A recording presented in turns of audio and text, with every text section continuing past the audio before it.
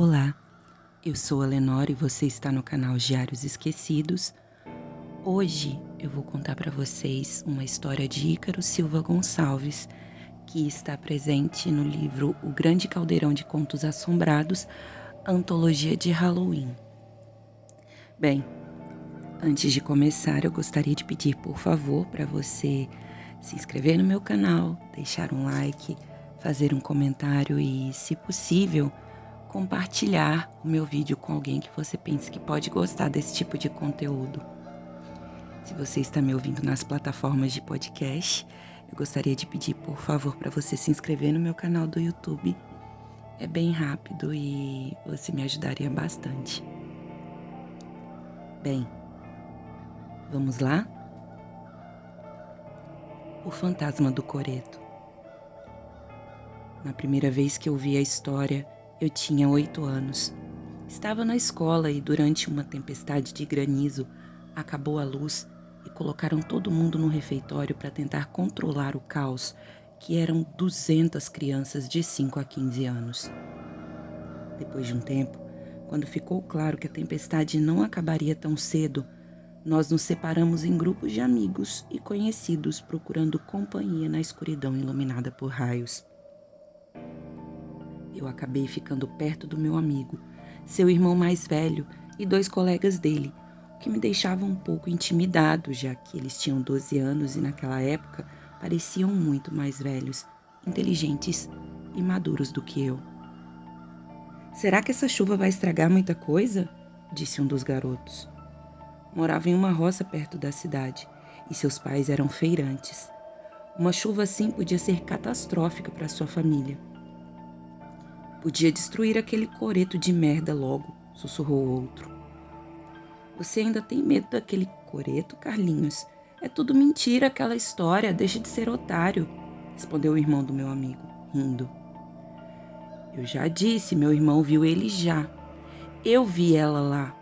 Todo mundo sabe que a história é real, tem notícia no jornal da época e ela ainda tá lá." "Do que vocês estão falando?", perguntou o meu amigo. "Você não conhece a história da Sandrinha?" Fizemos que não. "Ela é um fantasma que assombra o coreto da pracinha." "Sandra é um nome meio besta para um fantasma", meu amigo interrompeu. O garoto, Carlinhos, revirou os olhos. "É uma história real. A gente não escolhe o nosso nome quando a gente nasce. Ou você ia mesmo ter escolhido Jefferson para você." "Então, o nome do fantasma é Sandra, porque a moça se chamava Sandra."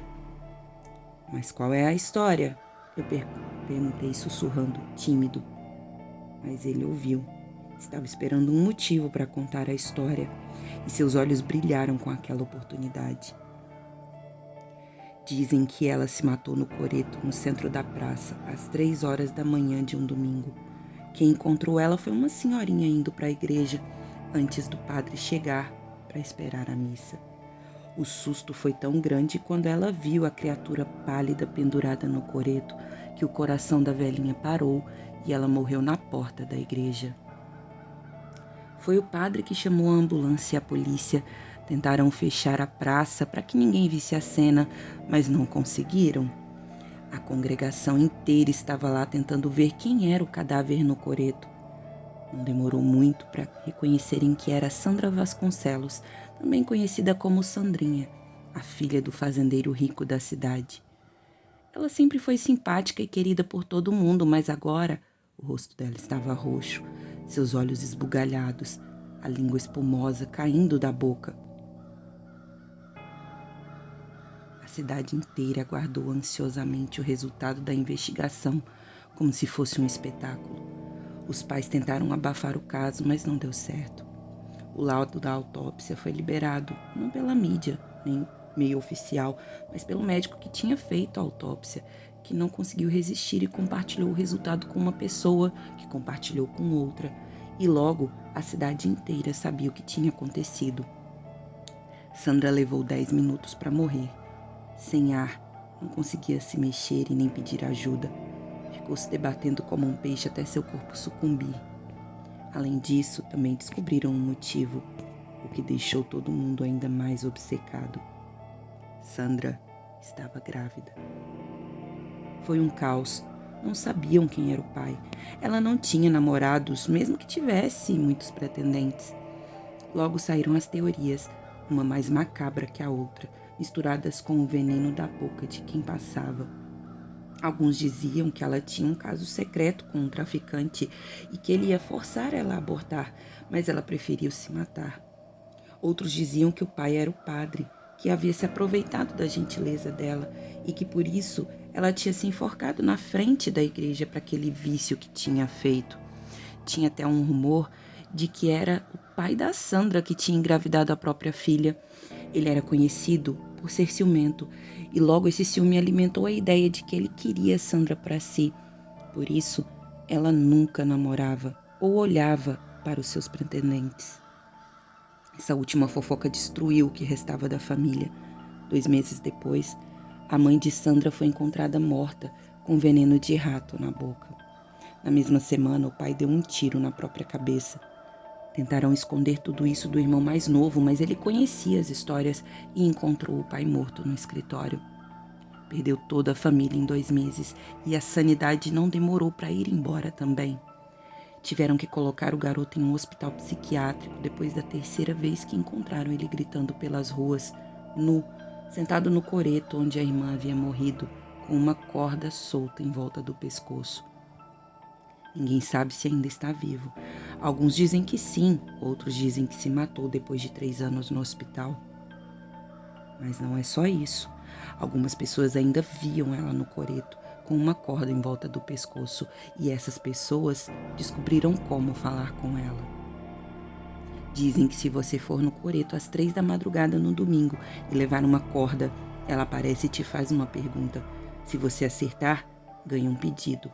Se errar, bem, tem bastante espaço vazio no coreto. Ele terminou a história e olhou para nós, aguardando nossa reação. Minha respiração, congelada nos pulmões pela narrativa, abandonou-me uma vez. Desviei o olhar para que não vissem as lágrimas em meus olhos. Enfiei minhas mãos entre as pernas para que ninguém as visse tremendo. Meu amigo não estava muito melhor do que eu, de olhos arregalados e pálido, boquiaberto, como se tivesse perdido a voz. Depois de algumas tentativas, ele finalmente conseguiu falar. Que história tosca! Ele gritou, todo medo sufocado pela bravura falsa de meninos pequenos frente a meninos mais velhos a quem queriam impressionar. Um coreto é um lugar ridículo para um fantasma. Nem dá medo, né? Ele me cutucou, procurando apoio. Ainda sem voz, consegui me forçar a assentir com a cabeça veementemente. Carlinhos deu de ombros. Bem, que seja. É verdade. Eu já vi ela lá um dia. A janela do meu quarto dá para a praça e eu acordei de madrugada um dia e ela estava lá. Mano, isso foi um sonho. Essas coisas não existem. O irmão do meu amigo disse com uma risada forçada e um olhar meio preocupado para o caçula, como se soubesse que teria que lidar depois com as consequências de assustar o irmãozinho. Sabe o que é real? Aquela prova de matemática. Logo, o assunto mudou. Os garotos agora reclamando das matérias e xingando até a 3ª geração da família da professora de matemática, por causa da prova surpresa que ela havia passado no dia anterior, e na qual os 3 haviam ido mal. Até meu amigo, que nem conhecia a professora e adorava matemática, entrou na conversa. Mas eu fiquei em silêncio. Não conseguia tirar da cabeça a imagem da menina enforcada. No escuro, com a tempestade latejando do lado de fora, eu acreditei em cada palavra que ele dissera. De noite, eu ainda escutava a história. Não conseguia fechar meus olhos sem ver a mulher pendurada nas minhas pálpebras, com seu lindo rosto desfigurado e seu vestido sujo. Me arrastei até o quarto dos meus pais mais algumas noites, até eles se irritarem e falarem que eu não tinha mais idade para isso. Então, eu passava a noite só com meu terror e acordava com urina na minha cama. Até que minha mãe se cansou disso e falou com a escola que pediu para Carlinhos me dizer que era tudo mentira. Eu não acreditei, mas voltei a dormir normalmente. Para qualquer pessoa, esse seria o fim. Nós crescemos e contamos essa história para assustar crianças em dias chuvosos, assim como fizeram conosco. Desafiávamos uns aos outros para ver quem ficava até mais tarde na praça, mesmo que tarde não passasse das 9 da noite, quando as mães vinham arrastar as crianças de volta para casa para a janta. Mas eu nunca contei a história, eu nunca aceitei os desafios, nunca tentei invocá-la. Chamavam-me de covarde, achando que eu tinha medo que meus pais brigassem comigo por ficar fora à noite. A coisa é que eu sabia de algo que eles não acreditavam. A história era verdade. Eu havia visto a garota no coreto. Não tive que esperar o cair da noite ou levar uma corda. A praça fica no caminho entre minha casa e a escola, então eu sempre passo do lado do coreto. A primeira vez que eu a vi, eu nem sabia da história ainda, mas ela estava lá, escorada em uma das colunas, olhando as pessoas passarem. Mesmo quando eu não a via, sentia sua presença, seus olhos fixos na minha forma enquanto eu caminhava. Consumi tudo que consegui encontrar sobre o caso em segredo. Eu sabia que ninguém entenderia meu interesse mórbido pelo assunto e me fariam jogar fora minha coleção se descobrissem a caixa de sapatos embaixo da cama, cheia de recortes de jornal, cópias de certidão de óbito, de toda a família Vasconcelos, fotos deles vivos e felizes, fotos deles mortos e gelados. Eu nem precisava procurar por isso.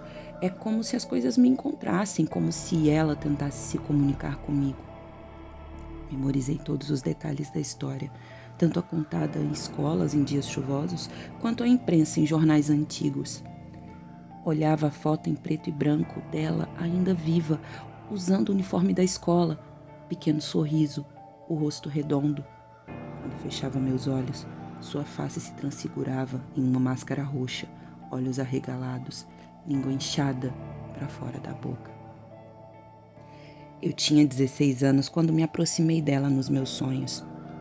Antes, ela se mantinha nas beiradas da minha mente e da minha visão, até mesmo quando eu estava inconsciente, atrás de uma neblina que impedia que eu me aproximasse dela. Agora, nesse sonho, estávamos os dois na praça. Era dia e o sol queimava a minha pele. Podia sentir o seu calor mesmo enquanto meu corpo se encolhia embaixo das cobertas. Não havia mais ninguém, nem pássaros, nem os cachorros de rua que dormiam embaixo dos bancos. Tenho certeza de que se eu me aproximasse do chão, veria que não havia nem mesmo formigas. Era impossível ver se havia algo além da praça. Todo o universo estava condenado daquele pequeno espaço.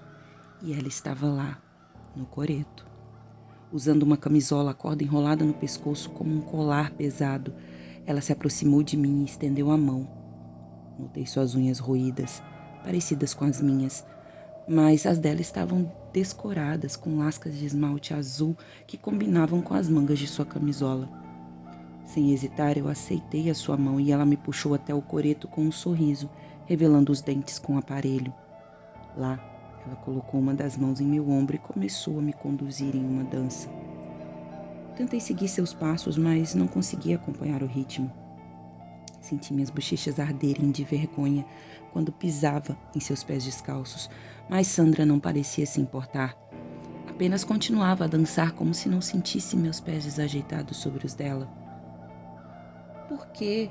Eu tentei perguntar, mesmo sem ter certeza do que queria falar. Ela parou de repente, seu sorriso se dissolvendo. Seus olhos se tornaram tristes e ela me soltou, virando de costas para mim. Senti um desespero intenso se apossar do meu corpo, fechando a minha garganta e fazendo com que minhas mãos buscassem freneticamente para que eu pudesse me desculpar. Mas antes que eu a alcançasse, o sonho se desfez. Eu acordei tremendo em minha cama, folhas enroscadas no meu cabelo. A culpa revirou o meu estômago, tornando a boca amarga. Tirei a caixa debaixo da cama e revirei os seus conteúdos, observando cada detalhe que eu pudesse ter perdido, costurando a narrativa da sua morte novamente, sem necessariamente buscar um sentido, mas tentando entender a Sandra. No meu sonho, ela estava sozinha. Não havia mais nada além dela naquela praça. Não havia nada além daquela praça. Talvez essa seja a realidade dela.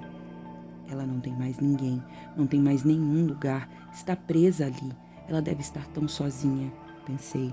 Talvez só precise de alguém por perto. Meu relógio marcava 12h50 quando tomei a minha decisão. Silenciosamente esgueirei-me pela casa nas pontas dos pés e saí pela janela da cozinha que minha mãe havia esquecido de fechar, para evitar que alguém ouvisse o barulho da porta abrindo. Assim como no meu sonho não havia mais ninguém na rua, nem os gatos caminhando nas sombras, ou o bêbado que dormia na porta do bar todo sábado abraçado com uma garrafa de cachaça, nem mesmo as baratas nos bueiros. Apenas eu e o ar gelado da madrugada entrando pelo pijama fino, fazendo meus pelos se eriçarem, meus pés descalços, silenciosos, contra o paralelepípedo das ruas. Ela já estava lá quando eu cheguei, encostada em uma das colunas, olhando para o céu noturno, translúcida na luz da lua cheia. Quando pisei na praça, seu olhar voltou-se para mim, acompanhando cada passo até o coreto, onde parei em frente a ela. Sandra sorriu e estendeu a mão e eu permiti que nossos dedos se cruzassem, sua pele gelada queimando contra a minha quente. Seu rosto entrava e saía de foco. Ora a menina que aparecia nos meus sonhos, ora o rosto púrpura e inchado que usava em sua morte. Todo mundo vem aqui para conseguir o que quer, eu disse, mas o que você quer? Ainda com os olhos fixos nos meus, ela apontou para a lua. Você quer sair? Mas não consegue? Ela assentiu com a cabeça. Por quê? Sandra forçou a sua boca a cooperar a voz rouca e quebradiça de uma traqueia dilacerada. Alguém tem que ficar. Eu entendi então, porque eu sempre havia visto a Sandra, porque a sua história me assombrava. Lembrei da tempestade de granizo e da caixa revirada em minha cama, da solidão que carcomia os meus cantos. Eu sorri para ela e a levei até a entrada do coreto. Ela jogou os braços sobre os meus ombros, em um abraço apertado, meu corpo tornando-se tão gelado quanto o dela. Fui encontrado algumas horas depois. Uma senhora estava indo para a igreja antes da missa para tentar falar com o padre.